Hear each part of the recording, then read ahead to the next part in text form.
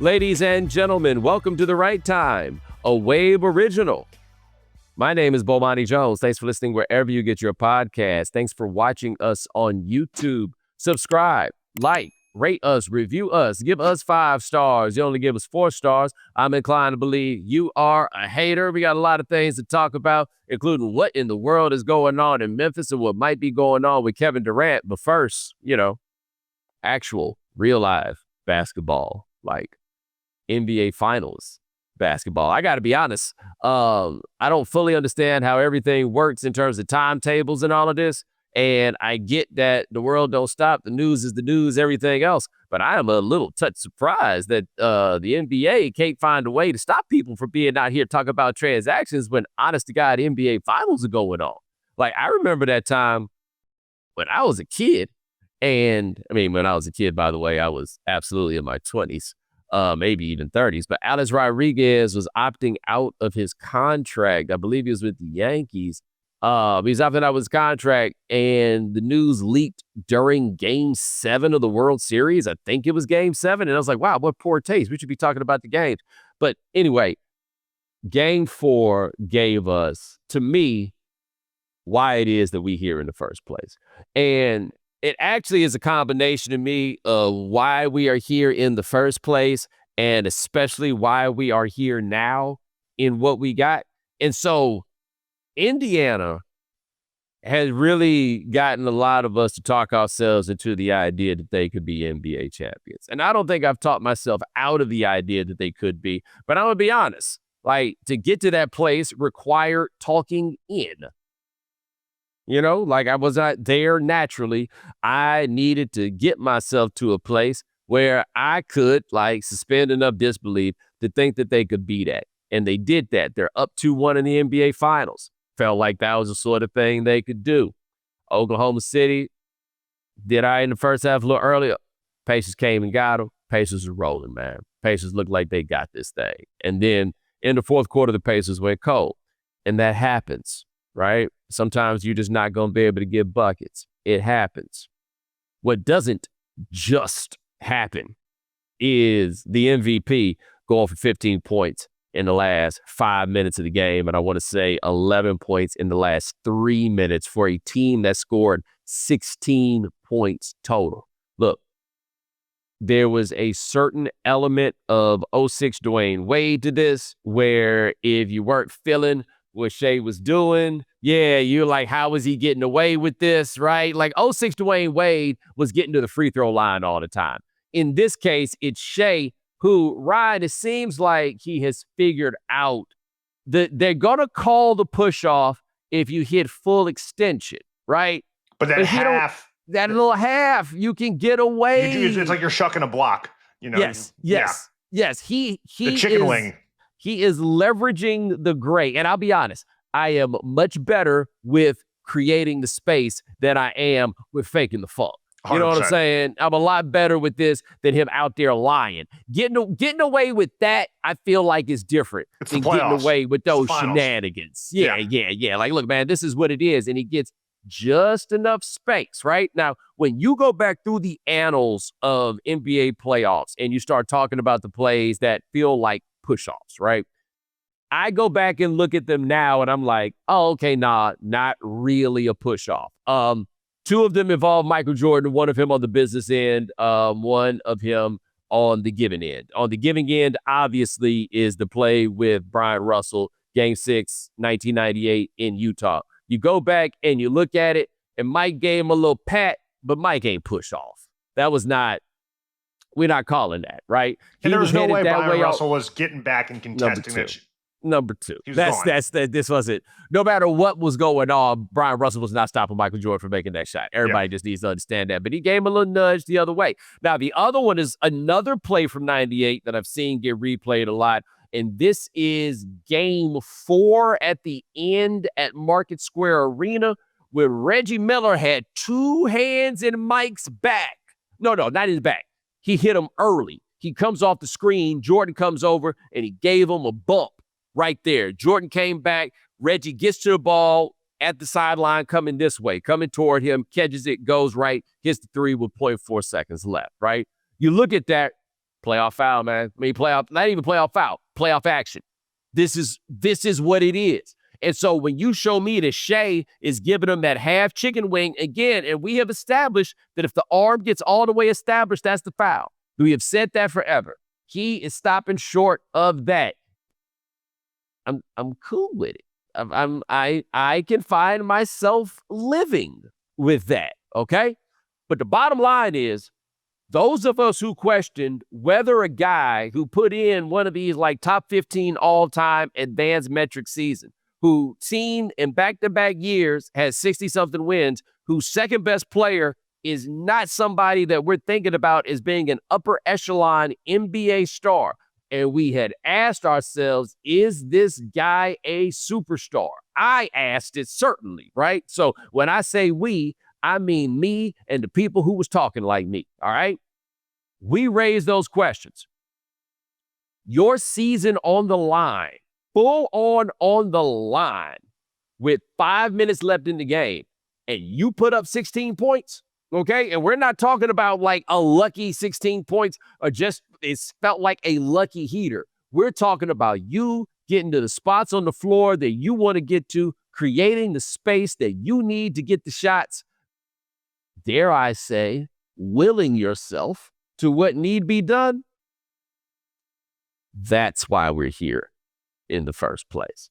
We're here to see the heart check. We're here to see if you got it in that moment. And then from there, in our current era, where we spend all of our time evaluating what tier some player is on, whether they are an all-star, a star, a superstar, and everything else, that's the right now part that we come to see. And on the road, that dude showed up and he got it. And they did it against a team that up until this point has demonstrated itself to be outright fearless. But now we're walking into game 5 wondering, did that game break them? We are asking the team that most of us, me and the others, I feel like most is a fair place for us to put this. We're like, hey, man, these boys don't give up. I sent a text to my buddy Vinny during the game about the Pacers in game 3. And I was like, hey, man, these boys don't give up. And his response was, which team? And he was right. Oklahoma City had plenty of chances also to fold in this. They haven't. These are two teams that have never been this far, right? Two teams that have never really done it. Two teams that really honestly haven't had that true experience of banging their head up against that ceiling before they finally broke through it. Yet neither of them scares. Neither of them breaks. Neither team also, by extension, has that track record that makes the other team feel like, oh, we can't beat them. It'll only come down in those cases to whether those teams say to themselves, we can't do it because we're us. But it's not going to be because of the sheer force of the people who are on the other side. That, to me, this is why we're here. Like, this is big time box office attractions in basketball. And so for game 5, I do not walk into this with the thought or idea that Indiana is done because they didn't win that game. No, sir, I do not feel that way. I don't feel like Oklahoma City simply put their feet on those boys' necks. Now, do I think that Indiana can get blown away early in that game and that hostile environment where it gets so loud? Yeah, I think that can happen. Except, no, I don't think that can happen. They can be down by 30 points at the end of the first quarter, and you're not going to make me think that Indiana's going to stop. How many times do we have to see them at this point not stop before we just look at it and say, we have a tied up series right now? Those of you who know me know I'm not here for this momentum shit, right? Like, it's not, it is the ultimate confirmation bias observation, right? This momentum thing, how can you believe momentum doesn't exist? You only believe momentum exists when you say momentum exists. That's it. And when it don't look like it's momentum, you got every story in the world to what happened. Man, momentum was running a little bit late. It ain't get off work till after 5 o'clock, and you know how traffic is, so it just ain't get there yet. You know what I'm saying? Nah. This is it, man. This is 3 games left to go, and I'm guessing it's going to wind up being 3 games, not 2. This is 3 games left to go with 2 teams with no reason to be afraid of each other. No reason to think that they can't be the ones who could figure this out. Nobody on the other side, not even Shai Gilgeous-Alexander, who is so undeniable and so insurmountable that you got to be like, man, I don't know what we going to do against this dude. No. This ain't none of that. This is the most wide open that I can think of that an NBA Finals has been. Now, if you have followed me for a while, you know my feeling on this, all right? I do not prefer the era of NBA parity. I will accept it as being here because it is not going to change anytime soon, but it is not my preference. I prefer there be a juggernaut and everybody try to find a way to take that juggernaut on. That's where I come from. That's my background. That's what I grew up with. It's going to take a long time before I believe that there's a better way to do this. However, now that we're here, I can appreciate the value in what this one is right now. Let us enjoy it. This is going to be dope. But Ryan, I have to say one thing. I meant to say this before. I don't know if you saw this, but I offended some Canadians over the weekend. How'd you do that?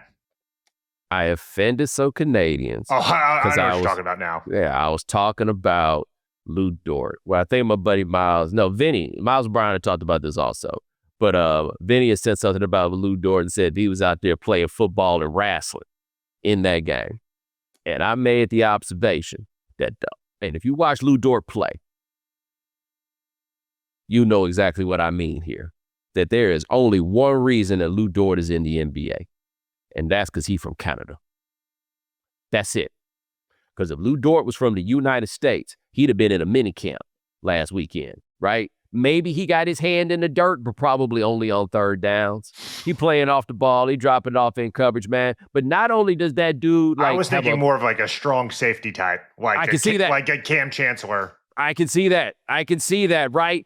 He loves contact. It's not just that he's built like a football player. It's not just that he plays with a football player physicality. If you have ever seen the football team play intramural basketball, even the form on his jump shot is a football player form jump shot. Like that jump shot is actually the reason most of the football players play football. That's normally what it is. Lu Dort fit the whole profile. Man, I had some people hit me up, and maybe they was bots, right? Because they so dedicated to sowing discord. What's your problem with Canada? Black Americans have such a problem with Canadians. And guys, I need you to understand something, okay? And I've spent a decent bit of time in and around Canada.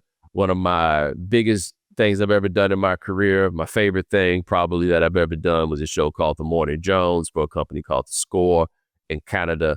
And I remember I started doing that show in 2010, and that was the year that the Olympics were in Vancouver. And the closing ceremony, I believe it was the closing ceremony, but it had a lot of material that was the Canadians just making jokes about Americans. And I just can't make this any clearer. And please understand, I mean this. I'm not throwing you shade, okay? We don't think about you, even for a moment. You guys don't come up. We have no beef with Canada. We have no beef with you, much like we have no beef with the countries that we don't know where they at. We're not citizens of the world like that. You understand what I'm saying? We're not like Trump might got a little beef with y'all. You know what I'm saying? And I understand y'all got some beef with Trump, but just don't take that as an indication that we think about you at all. Like, remember when Kendrick called Drake a Canadian? That was it. That was all he said, a Canadian. You notice he didn't say anything deeper about what the jokes is about Canadians.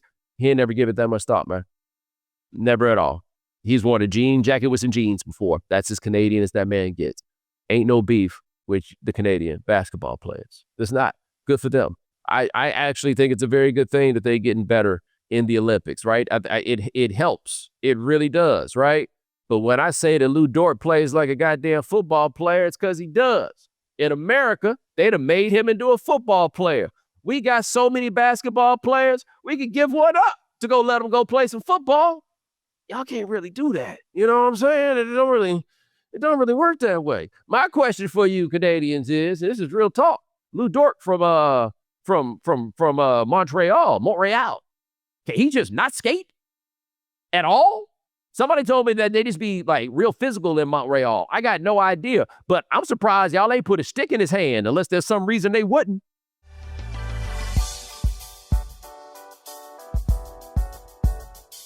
All right, I want to run something by y'all. And I want to go right now to ESPN.com and see if this is still there. Okay. Okay, here we go. Ryan, I want to see your face when I read this word for word. It says, Grizzlies send Bane to Magic in blockbuster trade. Blockbuster as in the company doesn't exist anymore? That's all. I'm just saying, if Desmond Bane is in a blockbuster trade, his name is not in the headline. You know what I'm saying? Like, yeah, that is that he is traded for someone in a blockbuster. We are really stretching the definition of blockbuster that right now. An August 8th lead if I've ever heard one in my life. Oh my goodness. Look, it was an unexpected trade. Now, this Rafael Devers trade in baseball, that sounds like a blockbuster from what I could tell.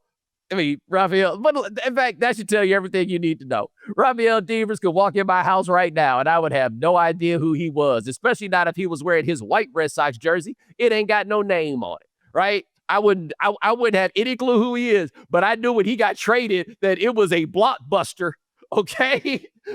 Desmond Bane, what are you talking about? This is not a blockbuster trade.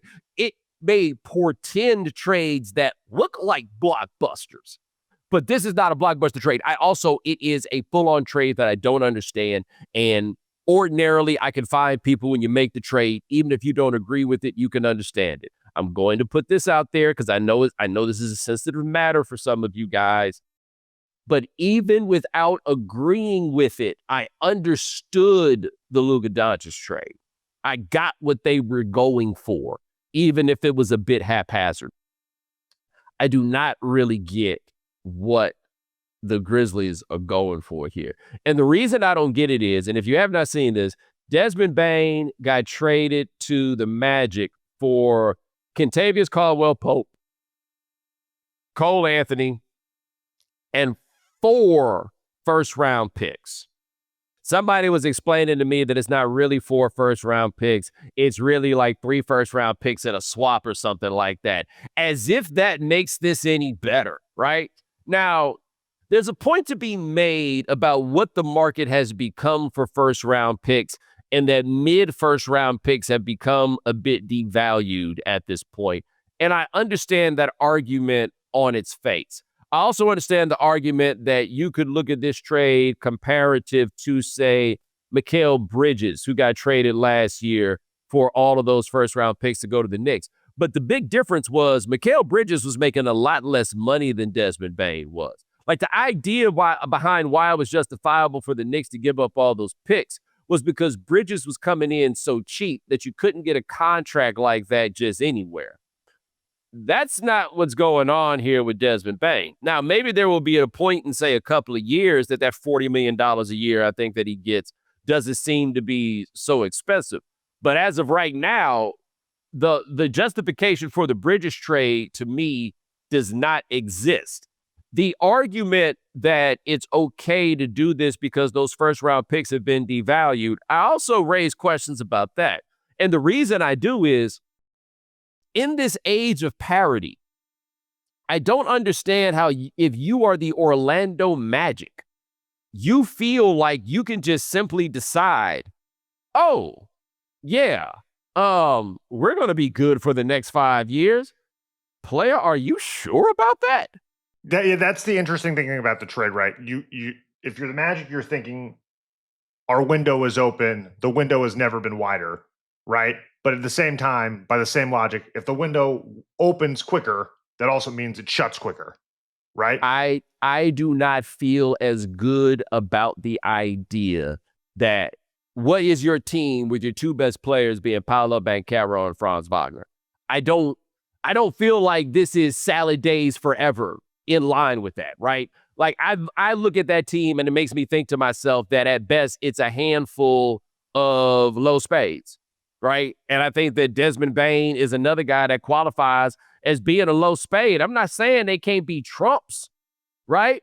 But I'm just saying if somebody come out here with a deuce, I don't really so much know what y'all got here. Like, I don't see that. And so the East is wide open, yes. But there's a possibility that you're one injury away from those picks that you're giving away really mattering. Okay? Now, maybe you're Orlando and you make the point that, okay, we don't have Jalen Suggs for 30-something games last year. He comes back looking reasonably similar to how he's seen before, and you pair him with the guys that they've got, maybe then you feel better about it. I'm not sure.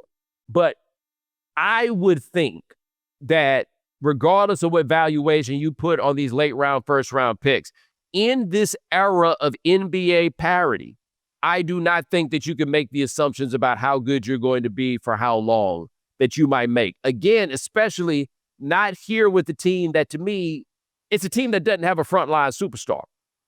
And so to me, without the presence of a frontline superstar, I don't understand what they're doing, okay?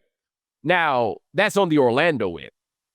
On the Memphis end, I understand what you're doing under one circumstance, and that's if the plan is to tear this down. At that point, I understand it. I don't think that this trade, I don't think getting back Kentavious Caldwell-Pope and Cole Anthony, I don't think that makes you better right now. Having those 4 first-round picks, maybe you have them as some measure of capital that then helps you get better right now. If that's the case, okay, I see what you're doing. But if that's not what you're going to do, then your next move seems to me to be pretty obvious.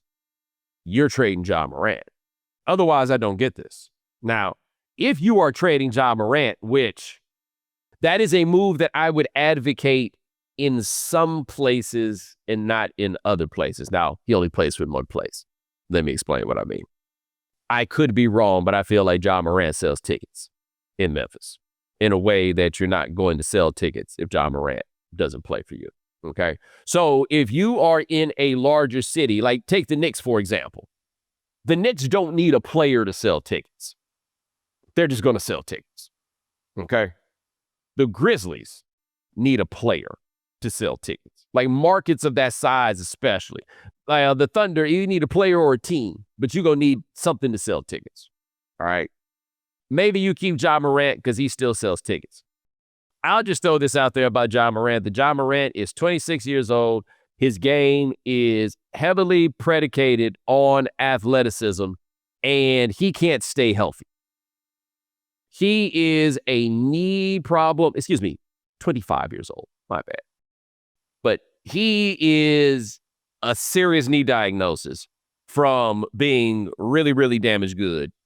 And that is before we get into the fact that he appears to be dumb as a sack of hammers.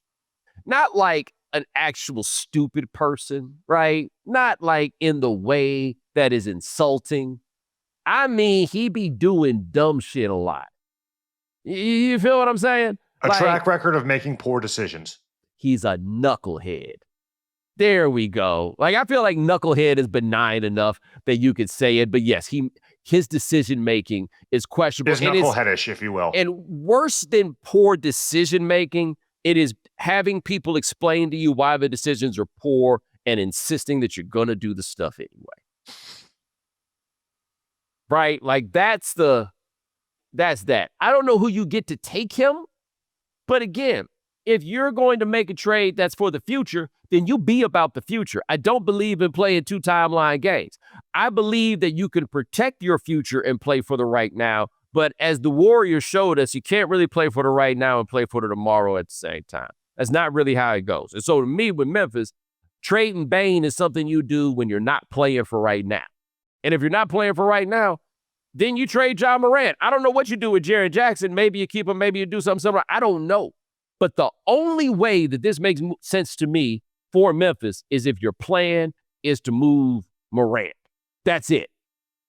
For the Magic, I don't really have any idea.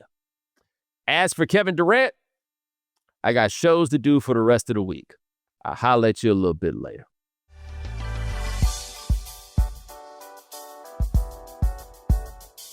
The NBA Finals are finally here, and this is your last chance to win some real cash before the season ends. The simplest way to get in on the action, downloading the Pick 6 app from DraftKings.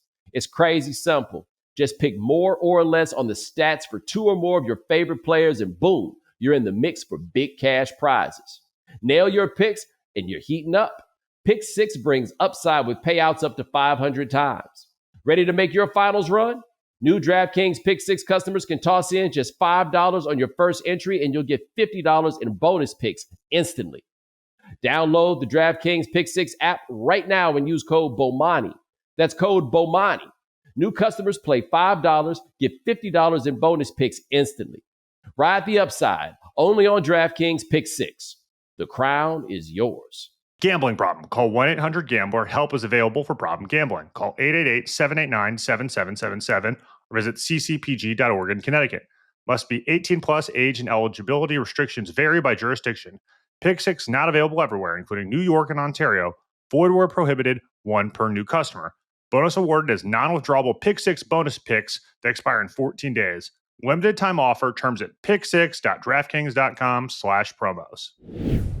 Making money moves should be easy, and that's why there's Cash App. It's fast, safe, and honestly just way more personalized than other apps out there.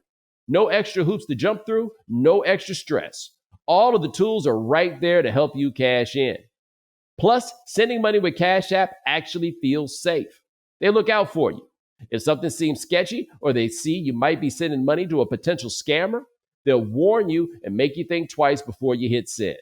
It's like having a personal bodyguard for your cash. You can even spice up your payments with custom text, stamps, and backgrounds. Because why should paying your friend for brunch be so boring? If for whatever insane reason you don't have Cash App, just download it from your phone's app store, sign up, and enter our code BOMANI in your profile. Send $5 to a friend, and you'll get $10 just for getting started. For a limited time only, new Cash App users can use our exclusive code to earn some additional cash. For real, there's no catch. Just download Cash App and sign up. Use our exclusive referral code BOMANI in your profile. Send $5 to a friend within 14 days, and you'll get $10 dropped right into your account. Terms apply. That's money. That's Cash App. Let me tell you about Z-Biotics Pre-Alcohol Probiotic. Z-Biotics Pre-Alcohol Probiotic drink is the world's first genetically engineered probiotic. It was invented by PhD scientists to tackle rough mornings after drinking. Here's how it works. When you drink, alcohol gets converted into a toxic byproduct in the gut. It's a buildup of this byproduct, not dehydration, that's to blame for rough days after drinking. Pre-alcohol produces an enzyme to break this byproduct down. Just remember to make pre-alcohol your first drink of the night, drink responsibly, and you'll feel your best tomorrow. Summer is here, which means more opportunities to celebrate the warm weather. Before that backyard barbecue, glass of Pinot watching the sunset at the beach, or cocktail by the campfire, don't forget your Z-Biotics pre-alcohol. Drink one before drinking and wake up feeling great and ready to take on the world the next day and everything summer has to offer. Go to zbiotics.com/Bomani to learn more and get 15% off your first order when you use Bomani at checkout. Z-Biotics is backed with a 100% money-back guarantee. So if you're unsatisfied for any reason, they'll refund your money, no questions asked. Remember to head to zbiotics.com/Bomani and use the code Bomani at checkout for 15% off. We know you can't be on top of all the news and information of the day. No need for the social media feeds. We got you. Now, if you haven't heard. All right, Bo, this first story is from Hollywood. Hi, Bomani. My name is Lane Brown. I'm a features writer for New York Magazine. I recently wrote a story called Hollywood Has Left Los Angeles. The gist is fewer and fewer movies and TV shows are filming in LA, and that's causing big problems for people who work in the industry. For a century, most American shows and movies filmed in LA. Today, only about 1 in 5 of them do. The rest have scattered all over the world to places like Atlanta, Toronto, London, and Budapest. Even movies that are set in LA are being filmed in New Orleans or Paris or Australia. The main reason is money. Other states and countries offer huge tax credits that make it cheaper to film elsewhere. Producers can shoot in certain locations and sometimes get back up to 40% of a project's total budget, with local taxpayers footing the bill.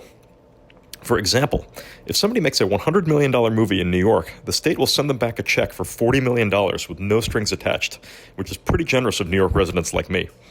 So now, when producers want to film a new show or movie, they'll usually just go wherever they can get the biggest rebate, which almost always eliminates LA. This has real consequences for the people who make our entertainment, who now never know which city or even which continent their next job will take them to. If they sign up to make a TV show, it could mean living far away from home for years. And I realize that it's hard to muster sympathy for rich A-list actors and directors just because they have to spend a few months in nice hotels. But think of the crew members who don't make millions of dollars, the people who do the real work of making the stuff that we watch, whose lives have become logistical nightmares as they're forced to constantly relocate to wherever the best tax credits are. A lot of them are deciding that it's no longer worth it and leaving the industry. And as that happens, we lose a lot of valuable expertise. Our shows and movies will get worse. And LA itself, whose economy was built on having all of this production work, is hollowing out.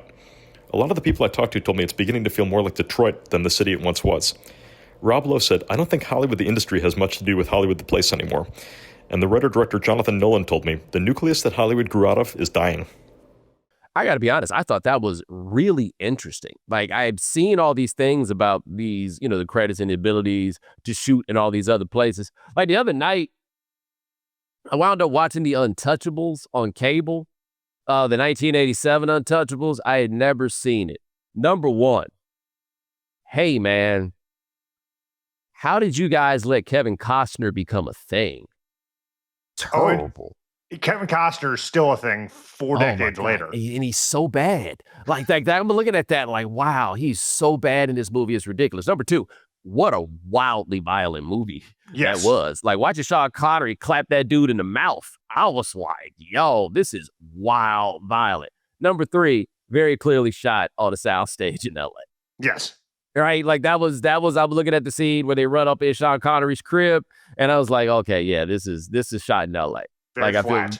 I feel very confident that that's what happened here.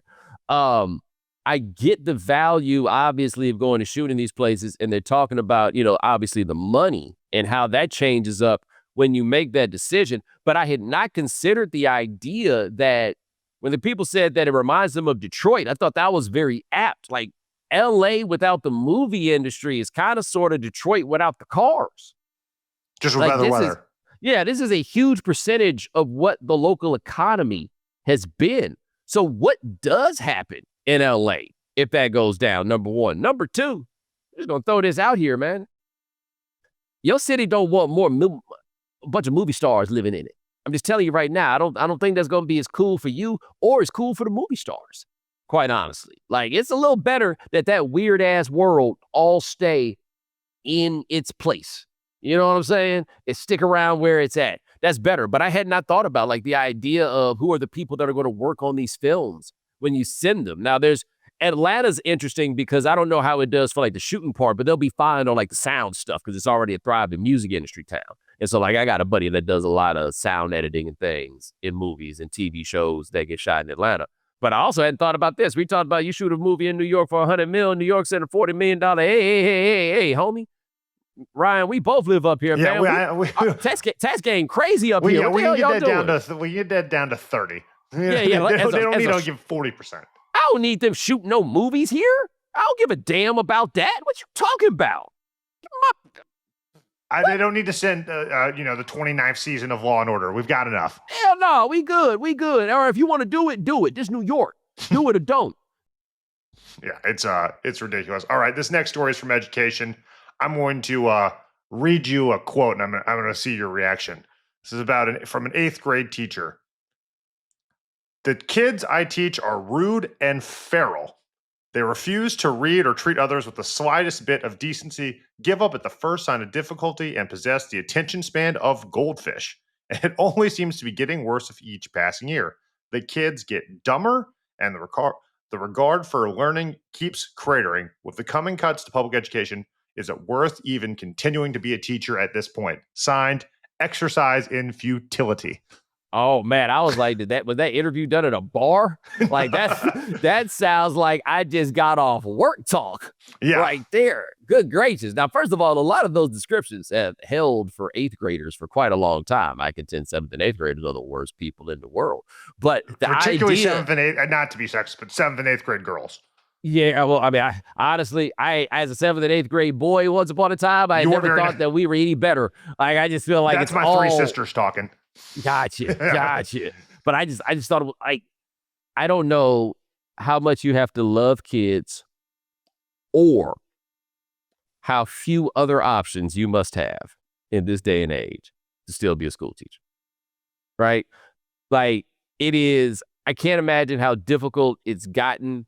And if you reach a point where I think what we're dealing with now is a little bit of a lag of people who are used to what school is being something according to the older paradigm, and a new paradigm has arrived that still feels weird. I think if you came up under the other paradigm, but at some point we're going to have a bunch of teachers who are the same as the kids that they have right now, who came up with the same tools, the same cheats, who came up under the same, educational system that they did, and maybe they won't find it to be nearly as crazy.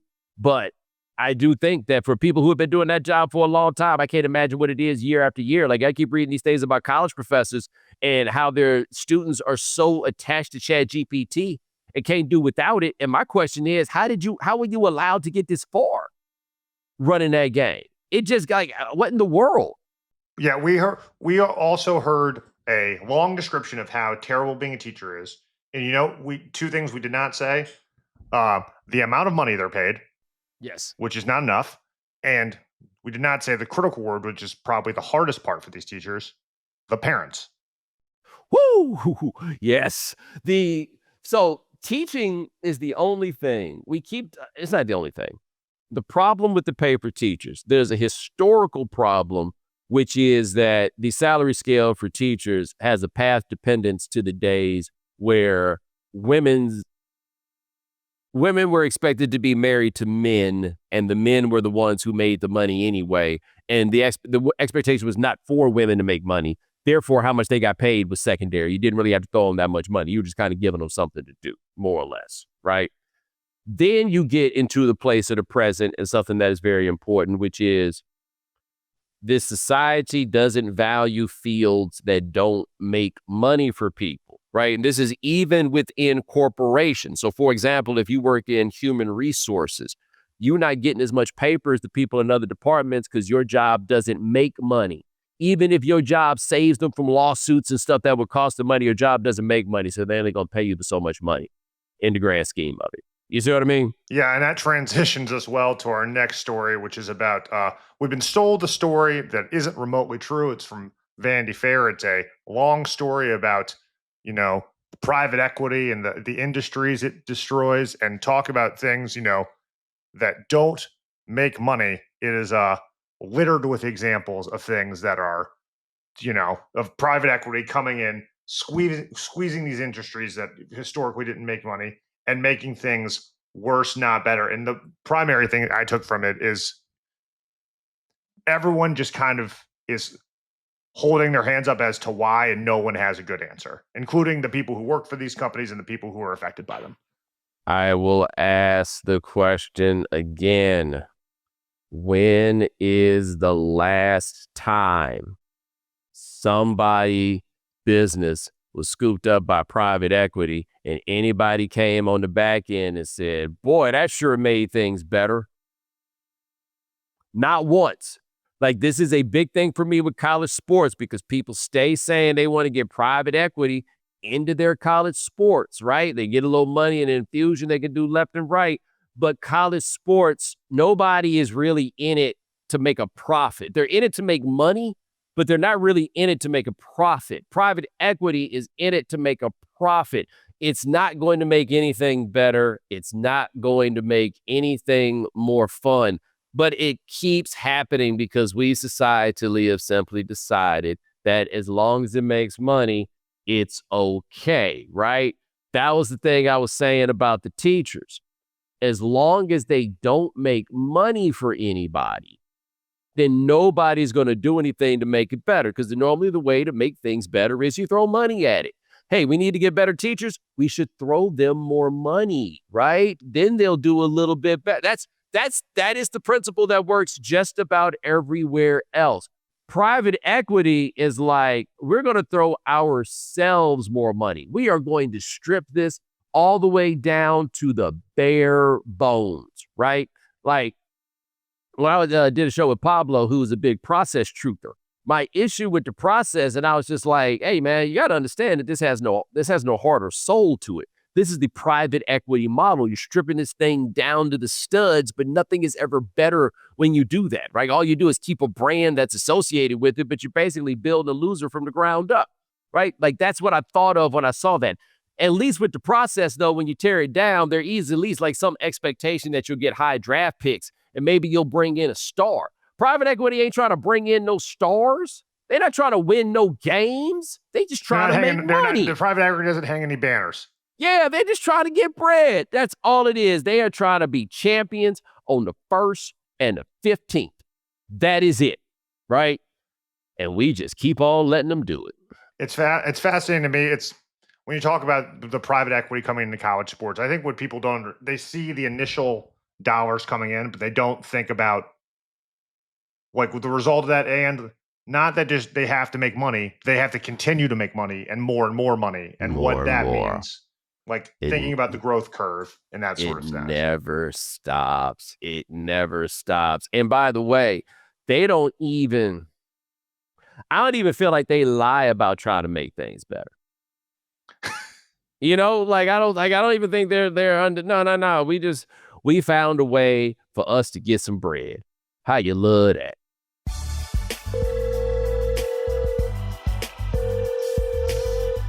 All right, another great topic. Things that were going well until your mom showed up. These had a turn I was not expecting. Let's start here. Hey, Bo. This is CB from Texas, documented Shamar Moore hater. But anyway, I was calling in response to your voicemail regarding the time we were having fun with friends and your mom showed up. So I was about 14 at the arcade. We had an arcade not far from where we live. So we all walked down there knowing I was supposed to be home at 8 o'clock. My mom had already told me 8 o'clock be home. It's about 8:10, 8:15. We were hanging outside the arcade at this point, in a group of my friends, just having a good time, And then I look up, and my mom was a nurse. So I look up, and I see my mom walking down the sidewalk. I'm like, oh, snap. Because I'm thinking, okay, she ain't going to mind. I'm just a few minutes late, 30 minutes late. No, she's walking down the sidewalk to the arcade, still with her nursing uniform on. I'm like, oh, hell, I'm in trouble now. She walks up. My friends, they're looking, they're quiet, everybody's quiet. It's like everything just stopped. It was in slow motion. And she says, nothing but, give me your belt. And I'm looking like, what? Give me your belt. In straight black mama tone. Give me your belt. And I'm taking off my belt, and I'm like, really, Mom? In front of my friends? You gonna whoop me out here in front of my friends? So I take off the belt, I hand it to her, and God intervened. She had compassion at that point, because I guess she realized she was about to embarrass the hell out of me in front of my friends by beating my butt on their sidewalk. She took the belt, snatched the belt from me. She said, come on, walk home. Get home. She beat the hell out of me when we got home. But she did show me grace during that time in front of my friends. So that's the time I was hanging out with my friends and my mom showed up. Thanks, Bo. Damn, you was just at the arcade. Like, I only expected you was engaged in an activity far more shenanigans. Speaking of shenanigans. Ooh. Yeah, Bomani, been waiting on this one. So, a time that my mom showed up and ruined my good time. Well, I just had a good time with my girlfriend at the time. So we at the crib at my mom's house. And so we just got done, we got our clothes on and everything. So you just hear the garage door coming up, and the door crack open, and my mom rushes in, and you just hear footsteps. Man, talk about heart pounding. Even though we wasn't even doing nothing, you just hear boom, boom, boom, boom, boom, boom. Don't be screwing in there. Only one gonna be screwing in my house gonna be me. Bo, you talk about embarrassment, man. And not to mention, that she was with my grandmother, man, and she walked in behind, and, you know, this is after my mom had bust the door open, you know, or opened the door and everything. And my grandmother peeks in the door in the room, and she says, "Hi, Gregory," with just this big loving smile and all that, with all the chaos going on, man. But, yep, that's the time my mom showed up after I was having a good time. Y'all take it She easy. said, ain't nobody screwing in my house but me. Damn. Wow. With Granny. Damn. Always worse when there's company involved. Well, not just company. Yeah. Your granny. All right, here's our last one. What's the word, Bo? It's JD from Boston. Got to condense the story a little bit, so third time's a charm. So this is 2008. I'm a junior in high school. I'm at this young lady's house. She invited me over to kick it with her and her moms. Now, moms is planning to leave.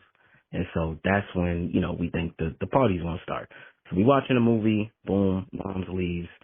I got in my bag the DVD for ATL. Don't know why. ATL was an aphrodisiac. Certain part of the movie, you know what time it is. So we watching ATL, goes off, you know, as planned. So we go to Shorty's room, studying, you feel me? Next thing you know, way earlier than expected, Mom Dukes comes home. And, you know, I'm like, she hears it. I'm like, nah, that ain't Mom's. You know, I'm studying, you feel me? But she's like, nah, that's her. So plan is for me to jump under the bed. She's going to pretend like she's asleep, and I'm going to just, you know, tiptoe out of there. So, you know, plan's going well, probably like 5 minutes. Then Mom comes banging on the door. Boom, boom, boom, boom, boom, boom. Where's he at? Where's he at? She's like, you know, the voice like, oh, he left. She's like, nope, I see his shoes. I'm like, damn, left my shoes out there. So I'm under the bed. Mom's just like, nope, I know he's here. Where's he at? Da, da, da, da. So, you know, I got to take accountability for this one. So I get up, you know, comes from out under the bed. I'm thinking Mom's is going to bug out. But, you know, she was gracious under them circumstances. It's like 2 a.m. This is pre-driver's license days. And so, you know, there's no buses running, nothing like that. So she's like, look, you know what I'm saying? You can go sleep on the couch. In the morning time, you got to bounce. But I was so ashamed, bro. But I was like, nah. So I just took that walk, man. You know, I walked all the way home, bro. And, you know, I didn't get to finish my study plan, but it was wild because, you know, the whole time in my mind, I got that Biggie on my mind, that do. Can't wait to tell my homies. Peace, Bo. Appreciate you. Yo, he snapped into action, right? He got under that bed. Then it was like, all right, cool. I got this. I'm straight. I'm good. But nope, got caught slipping. That could have worked out a kid lot in high worse. school story I've ever heard one. Oh my God, that could have worked out so much worse though. Yeah. Like, and yeah, that actually, as I hear that, I'm like, that's pretty bad. But worst case scenario was definitely farther away from that. But nah, he ain't here. Why his shoes out here? Got me there. So here's the question. Did he actually improve his situation by telling on himself? Because I don't know, could he possibly have held out long enough to where he would have been able to get out? Because I don't think so. I think he had that, especially at that hour. If we're talking 2 a.m, I think, Yeah. you know, like nothing, like, you know, nothing good happens after 2 a.m. Well, not true. Something great was about to happen for him after 2 a.m. But the worst thing that could happen after 2 a.m. happened. Yeah. She pulled up. Absolutely. All right, Ryan, we got DraftKings for the folks. Yeah, we got Game 5 tonight. I like Shai Gilgeous-Alexander, another great game, over 34.5 points. I also like Pascal Siakam, have a bit of a bounce back, over 19.5 points. The NBA Finals are finally here, and this is your last shot to win some real cash before the season ends. The simplest way to get in on the action, downloading Pick 6 app from DraftKings. Don't miss your last shot to win some cash this NBA season. Download the DraftKings Pick 6 app right now and use code Bomani. That's code Bomani. New customers play $5, get $50 in bonus picks instantly. Ride the upside only on DraftKings Pick 6. The crown is yours. All right. And ladies and gentlemen, thanks so much for joining us here on The Right Time. We do this 3 times a week. Ryan Brumley handling everything behind the scenes. Thank you, sir. Also, thanks to our, if you haven't heard, contributors. But this time, we're just going to thank one. Thanks to Lane Brown of New York Magazine. Check out the feature on Hollywood leaving LA at nymag.com. Remember, follow The Right Time. Subscribe, like, rate us, review us, give us 5 stars. You only give us 4 stars, I'm inclined to believe you are a hater. And we'll talk to you guys in a couple of days. Take it easy.